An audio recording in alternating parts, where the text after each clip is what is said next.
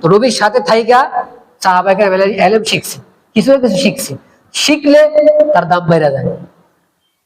ইলমের আল্লাহর কাছে বান্দার দাম বাড়ে কিসের দ্বারা? ইলমের দ্বারা। যে যে পরিমাণ শিখবে তার দাম তত বেশি বেড়ে যাবে। আদম আলাইহিস সালামের দিয়া ফেরেশতাদেরকে সিজদা করাইছে, ফেরেশতারা সিজদা করছে। তো সিজদা করার আগে আদমের আল্লাহ কি শিখাইছে? ইলম শিখাইছে। এটা কয় নাই যে তোমার আমি আমল শিখাইছি। আমলের দাম আছে, তবে আমলের চাইতে কোটি গুণ বেশি কার দাম? ইলমের দাম। কিছু মানুষ দামি হয় ইলমে, আমরা অনেক ভাইয়েরা এটা বুঝি না। তো না বুঝার কারণে যদি কোনোদিন দিনের বুঝ আসে কিছুটা, তো আমরা কিছুটা কিছু আসার কারণে একটু আমলে সময় দেই, কিন্তু কিসে সময় দেই না? ইলমে সময় দেই না। আলহামদুলিল্লাহ আমাদের এই মজলিস যে চলে, এই মজলিসে শুধু আমলের কথা হয় না, এখানে কিসের কথা হয়? ইলমের কথা হয়। এই যে রমজান মাস, প্রতিদিন আমি আমলের কথা যে পরিমাণ বলছি এর চাইতে বেশি বলছি কিসের কথা? ইলমের কথা। কেন? যতটুকু জানবে আল্লাহ দরবার আপনার দাম বেড়ে দেবে। এমন না যে মাদ্রাসা একজনে পড়ছে শুধু তারাই দাম পারবো আর আমার দাম পারবো না, এমন না। এটা কোনো হাদিসে বলে নাই মাদ্রাসা ছাত্র হইলে পায়ের নিচ দিয়ে কি দিয়ে দিব? দূরের পর পর্দা ফেরেশতারা বিছাই দিব। শুধু মাদ্রাসা ছাত্র না, যে ব্যক্তি ইলম শিখবে তার পায়ের নিচ দিয়ে আল্লাহ তাআলা কি দিয়ে দিবেন? ফেরেশতাদের নূরের পর বিছানোর জন্য ব্যবস্থা করে দিবেন। আল্লাহ তাআলা আমাদেরকে বুঝার তৌফিক দান করেন। ওমরে ফারুক শেষ। ওমরে ফারুক কষ্ট হইতেছে, এই কথাটা শেষ করতেছি। ওমরে ফারুক রাদিয়াল্লাহু তাআলার ক্ষমতা চলতেছে। উনি মক্কার গভর্নর বানাইছেন নাফে বিন আব্দুল হারিস, গভর্নর মক্কার। তো ওমরে ফারুক কোন একটা কাজে উসফান একটা জায়গা আছে আরবে, উসফান এলাকায় গেছে, গিয়ে দেখে গভর্নর সাহেব এখানে জিজ্ঞাসা করছে, তোমার আমি মক্কার গভর্নর বানাইলাম, তুমি তো এই জায়গায় ঘুরতেছো, তুমি মক্কা সাইডে এসে পড়ছো। বলছে আমি একটা কাজে আসছি। ঠিক আছে, তো মক্কা যে থেকে এখানে যে কাজে আসলা, তো মক্কা কারে রাখি আসছে? তুমি যেহেতু নাই, তোমার নায়েব কাউকে বানাইছো? জি। কাকে? এটা মুসলিম শরীফের হাদিস, বলতেছে গল্পের কিতাব থেকে বলতেছে। উনি বলেন যে আমি তো একজনকে নায়েব বানাইছি। কারে বানাইছো? ইবনে আবজা, আবজার পোলারে বানাই দিয়েছি। তোমার ফারুক বলতেছে মান ইবনে আবজা কে? তার মানে ওমর ফারুক চিনে না। জিজ্ঞাসা করছে কি সে কে? আমার গোলাম ছিল, আমি তারা আজাদ করে দিছি। চিন্তা করেন, মক্কার মতো দামি শহরের গভর্নর যিনি বেদ ক্ষমতাশীল, তার চেয়ারে বসছে কে? গোলাম। চিন্তা করছেন? তো ওমরে ফারুক রাদিয়াল্লাহু বলতেছে গোলাম রে, তোমার জায়গায় বসে আসলা গোলাম। যদিও আজাদ করা হয়েছে, কিন্তু তার জীবনে তো একটা ট্যাগ লাগিয়ে গেছে, গোলাম ছিল। তখন নাফে বিন আব্দুল হারিস উত্তর দিছে, ইন্নাহু কারিউন লিকিতাবিল্লাহি আযজা ওয়া জাল্লা, সে কোরআনের কারি।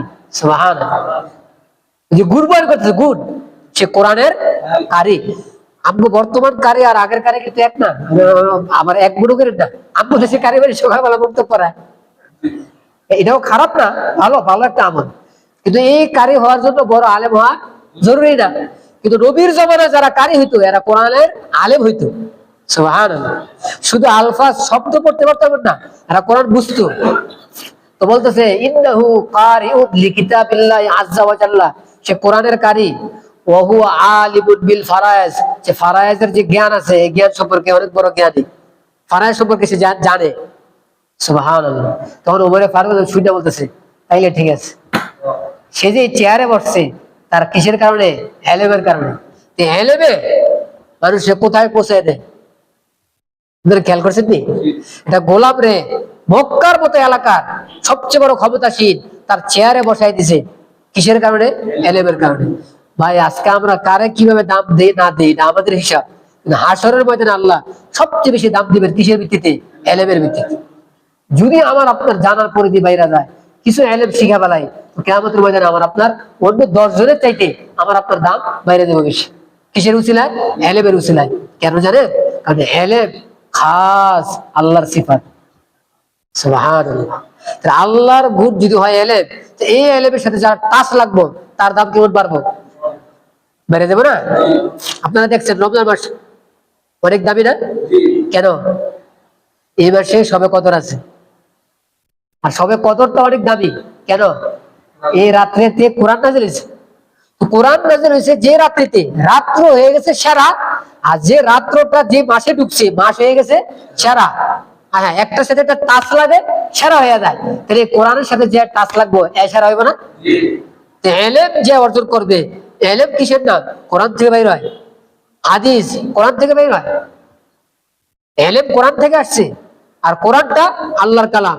তাহলে এই কোরআনটা যে টাইমে নাজিল হয়েছে, টাইম যদি হয়ে যায় সেরা, তো কোরআনটা যার দিলে ঢুকবে সেও তো কি হয়ে দেবো? সেরা হয়ে দেবো। আল্লাহ তাআলা আমাদেরকে বুঝার আমল করার তৌফিক দান করেন। আমরা এলেমের পিছনে মেহনত করবো তো ইনশাআল্লাহ।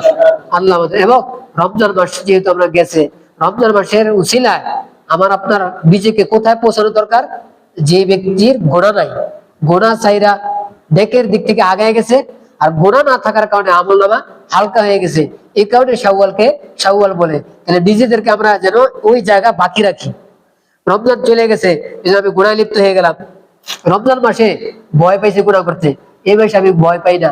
না ভাই, এই মাসেও আমার কি করা উচিত?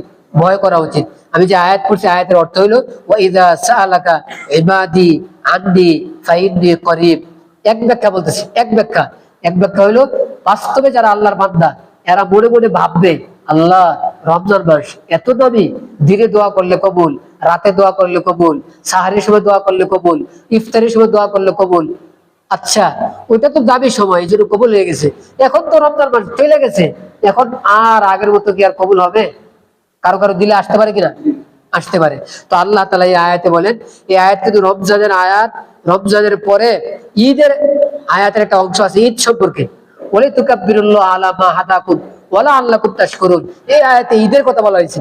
ঈদের পরে এই আয়াতে আল্লাহ বলেন ওয়া ইযা সাআলাকা ইবাদি আননি ফাইন্নী করিব। আল্লাহ বলতেছেন নবীজিকে, আপনি বইলা দেন আমার বান্দারা যদি আমার ব্যাপারে জিজ্ঞাসা করে আমি কোথায়, তো বইলা দিয়ে আমি তার কাছে আছি। সুবহানাল্লাহ। কয় সে যদি আমার কাছে চায় তা আমি দিয়ে দিব। সুবহানাল্লাহ। তাহলে এখনো যদি আমরা দোয়া করি, দোয়া কবুল হবে না? অবশ্যই দোয়া কবুল হবে। এই যে মনের ভিতরে আমরা এটা না রাখি যে হয়তো ওই সময় দোয়া কবুল হয়েছে, পরে আর দোয়া কবুল হবে না। না ভাই, আল্লাহর মায়া অনেক বেশি। আমি আর আপনি যখনই দোয়া করবো, আল্লাহ দোয়া কবুল করবেন। আল্লাহ তাআলা আমাদেরকে বেশি বেশি দোয়া করার, আমল করার, গুনাহ ছাইড়া দেওয়ার তৌফিক দান করেন।